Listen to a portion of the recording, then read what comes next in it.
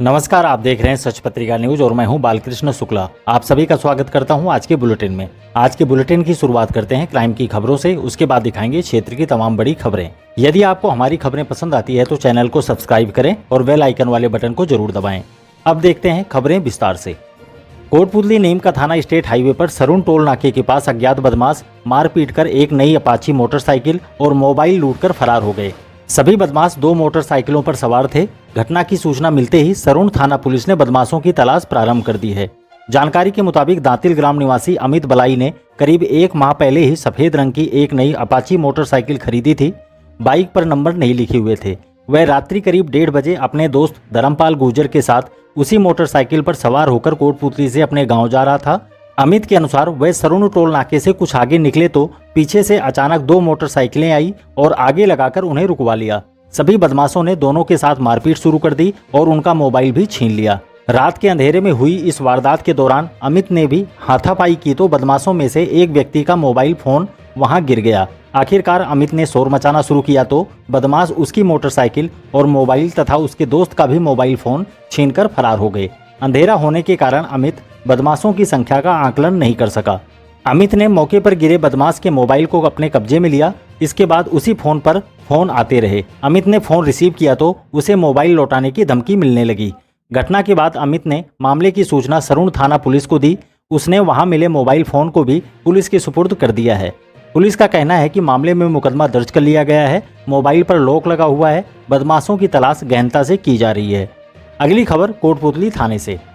कोटपुतली थाना पुलिस ने शहर के अमाई स्थित हंस कॉलेज के पास हुई फायरिंग के मामले में करीब 1.5 वर्ष से फरार चल रहे एक आरोपी को गिरफ्तार करने में कामयाबी पाई है। आरोपी के कब्जे से वारदात में प्रयुक्त देसी कट्टे को भी बरामद कर लिया गया है। जानकारी के मुताबिक कोटपुतली बहरोड एसपी वंदिता राणा के निर्देश पर एडिशनल एसपी नेम सिंह व डीएसपी राजेंद्र कुमार बोर्डक की अगुवाई में फरार चल रहे आरोपियों के विरुद्ध विशेष अभियान चलाया जा रहा है। इसके तहत थाना अधिकारी राजेश शर्मा की अगुवाई में एक टीम गठित की गई थी। टीम ने हंस कॉलेज के पास हुई फायरिंग तथा लूट के मामले में फरार चल रहे आरोपी की तलाश में विभिन्न संभावित ठिकानों पर दबिश दी और अब मुखबिर द्वारा मिली सूचना के आधार पर पुलिस ने आरोपी संदीप उर्फ कटरा पुत्र भागीरथ योगी निवासी पहाड़ी थाना बहरोड सदर को गिरफ्तार कर लिया है। पुलिस ने आरोपी के कब्जे से फायरिंग में प्रयुक्त देसी कट्टे को भी बरामद किया है। मामले में कोटपुतली की म्याऊं वाली ढाणी निवासी रामपत बावरिया ने मुकदमा दर्ज कराया था। पुलिस टीम में head constable Dharmpal, constable Ramanand, Krishna Kumar, Jitendra Yadav भी शामिल थे। अब एक दर्दनाक वारदात की खबर। कोटपुतली बहरोड जिले के नीमूचाना गांव में अपने ही छोटे भाई का गला रेतकर उसे जान से मारने का प्रयास किए जाने का मामला सामने आया है। बुरी तरह से जख्मी भाई को गंभीर हालत में जयपुर रेफर कर दिया गया है। जानकारी के मुताबिक मंगलवार को दोनों भाइयों के बीच किसी बात को लेकर विवाद गहरा गया। घटना के दौरान 38 वर्षीय बिरजू पुत्र बाबूलाल मेघवाल अपने घर पर चारपाई पर लेटा हुआ था। परिजनों के अनुसार इसी दौरान नशे में धुत होकर उसका बड़ा भाई वहां पहुंचा और आते ही चाकू से उसके गले पर वार कर दिया। घटना के बाद परिवार के लोगों ने चीखना चिल्लाना शुरू कर दिया। मौके पर बड़ी संख्या में लोगों की भीड़ एकत्र हो गई। लोगों ने तुरंत बिरजू को घायल अवस्था में उपचार के लिए राजकीय बीडीएम अस्पताल पहुंचाया, जहां से प्राथमिक उपचार के बाद उसे गंभीर हालत में जयपुर रेफर कर दिया गया। घटना के कारणों का खुलासा नहीं हो सका है। अगली खबर कुजोता गांव से। कोटपुतली के कुजोता गांव में अचेत अवस्था में मिले एक व्यक्ति की उपचार के दौरान मौत हो गई। जानकारी के मुताबिक अमरेली गुजरात का रहने वाला मुन्ना मिश्रा पुत्र शिव पूजन मिश्रा मंगलवार को कुजोता गांव के कंजर बस्ती के पास अचेत अवस्था में पड़ा हुआ था। लोगों ने उसकी हालत गंभीर देख उपचार के लिए राजकीय बीडीएम जिला अस्पताल पहुंचाया, जहां उसने इलाज के दौरान दम तोड़ दिया।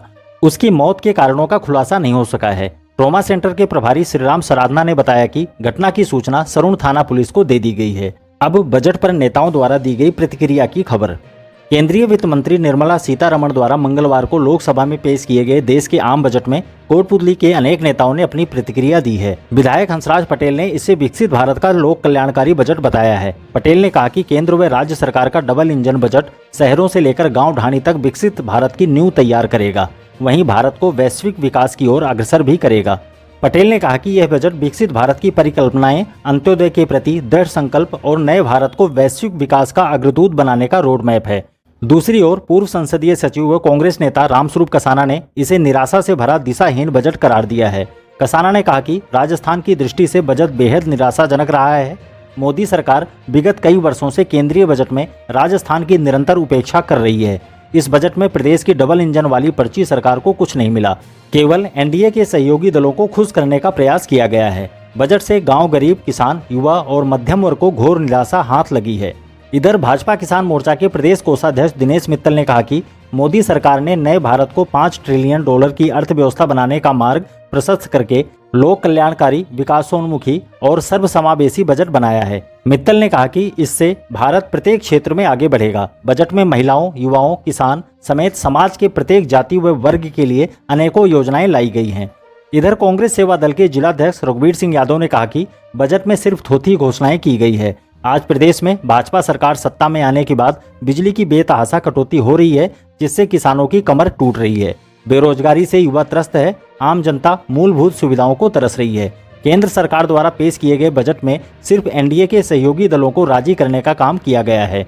बजट में राजस्थान को कुछ नहीं मिलने से गहरी निराशा छाई हुई है। दूसरी ओर भाजपा नेता हीरालाल रावत ने इसे पीएम मोदी के विकसित भारत के संकल्प से संयुक्त बजट बताया है। रावत ने कहा कि आने वाले वर्षों में यह बजट भारत के सर्वांगीण विकास और आधुनिकीकरण में मील का पत्थर साबित होगा। इधर भाजपा नेता एडवोकेट उदय सिंह तंवर ने कहा कि यह बजट ग्रामीण व शहरी क्षेत्र को नई दिशा देने वाला बजट है। केंद्रीय बजट में टैक्स संरचना में सुधार, युवाओं को रोजगार मुखी सहयोग और कौशल प्रशिक्षण, पर्यटन को प्रोत्साहन, भूमि संबंधी सुधार, ऊर्जा सुधार की घोषणाओं से देश तेज गति से विकसित होगा। अब राजकीय एलबीएस कॉलेज की खबर। कॉलेज शिक्षा आयुक्तालय ने राजकीय महाविद्यालयों में बीए, बीएससी, बीकॉम प्रथम वर्ष में नियमित प्रवेश पाने वाले विद्यार्थियों की कट ऑफ सूची जारी कर दी है। सूची में पिछले साल की अपेक्षा इस साल कट ऑफ अधिक रही है। ऐसे में सभी आवेदकों को प्रवेश मिलना असंभव है। राजकीय एलबीएस पीजी कॉलेज की ओर से इस बार भी प्रतिशत फार्मूले पर विभिन्न बोर्ड के आधार पर कट ऑफ जारी की गई है। कट ऑफ में अब की बार बालिकाओं की भी सूची अलग से जारी की गई है।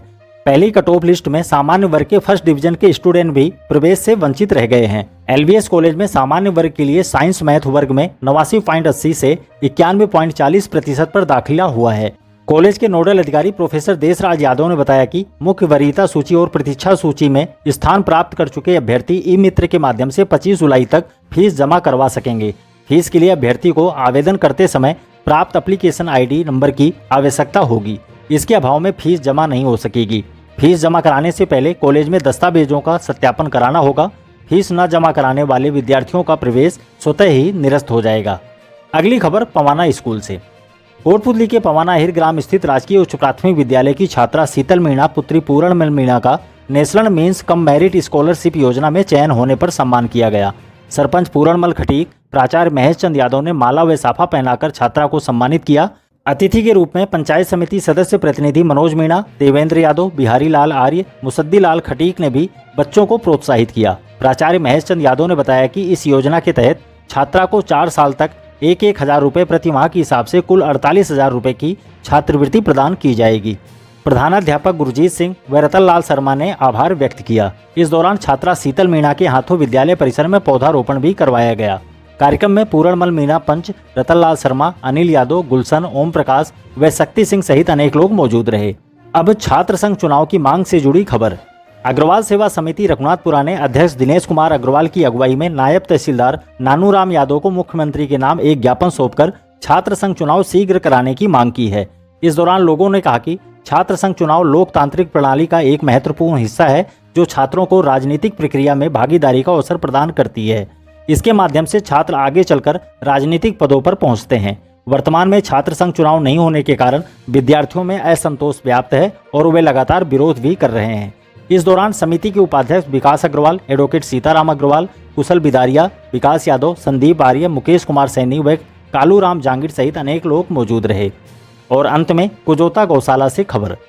कोटपुतली के कुजोता ग्राम स्थित श्री रघुनाथ जी गौशाला में गौ सेवक झाझू राम यादव और रामचंद्र यादव ने अपने निजी खर्चे से गौशाला परिसर में करीब 2 साल पहले 500 पेड़ लगाए थे।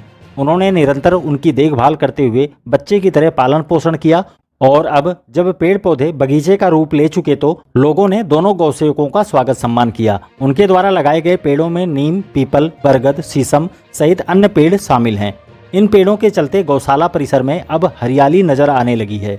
इस दौरान पूर्व सरपंच रामकरण मीणा, श्रीराम सराधना, रामकरण स्वामी, रिसाल सिंह, निहाल सिंह, चंद्र भगत, बंसी यादव, रोहितास कुमावत सहित अनेक लोग मौजूद रहे। आज के लिए बस इतना ही। दोबारा मिलते हैं इसी तरह की दूसरी ताज़ा खबरों के साथ। नमस्कार।